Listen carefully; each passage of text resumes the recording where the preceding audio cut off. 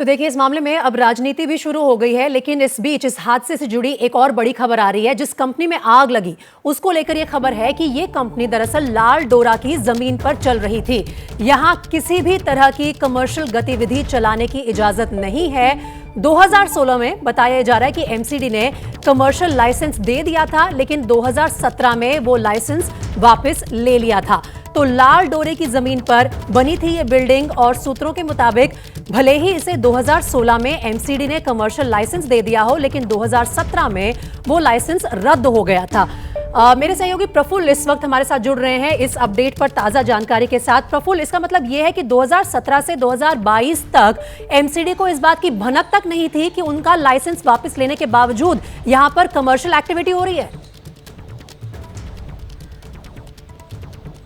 देखिए, सबसे बड़ी बात यह है कि यह ज़मीन लाल डोरा की है, यानी ग्राम सभा की ज़मीन है। उस पर यह निर्माण किया गया और उस पर कमर्शियल एक्टिविटी जो है होने के लिए अनुमति दी गई।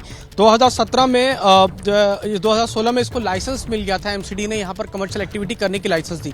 उसके बाद देखिए, दिलचस्प यह है कि 2019 में सुप्रीम कोर्ट की जो मॉनिटरिंग कमेटी थी उसने इस बिल्डिंग को सील करने के आदेश दिया। यानी जिस बिल्डिंग में कमर्शियल एक्टिविटी हो रही है, जहाँ पर लाइसेंस दिया गया है कमर्शियल एक्टिविटी करने का, उसको सील करने का आदेश दिया गया।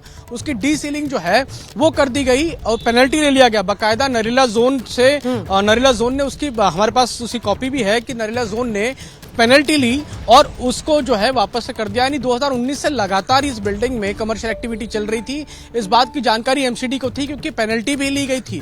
बाकायदा उसमें जिक्र है कि रेगुलराइज कंस्ट्रक्शन नहीं है, लाल डोरा की जमीन पर है, अनऑथराइज्ड है। ये तमाम चीजें उस जो पेनल्टी के डॉक्यूमेंट हैं उसके ऊपर लिखे हुए हैं, साफ तौर पर लिखे हुए हैं। यानी एमसीडी को इस बात की जानकारी थी कि ये जमीन किसकी है, इस पर कंस्ट्रक्शन किसने किया है, किसको लाइसेंस दिया है और यहाँ पर क्या हो रहा है। तो ये तमाम सारी जानकारियां जो है एमसीडी को थी। और इस बात का जिक्र आप देखिए कि जो दिल्ली फायर सर्विस के डायरेक्टर हैं, उन्होंने भी कहा कि इसकी अनुमति जो है एनओसी नहीं ली गई थी और बिल्डिंग अथॉरिटी यहां पर एमसीडी है। यही बात जो है जो स्थानीय प्रशासन यानी वेस्ट दिल्ली एडमिनिस्ट्रेशन जो है, सारी बात का निचोड़ यही है कि कहीं ना कहीं बड़े स्तर पर एमसीडी भी करप्शन के मामले में अब सामने अपने आप को कैसे बचा पाएगी, इस पूरे हादसे के बाद ये देखना होगा।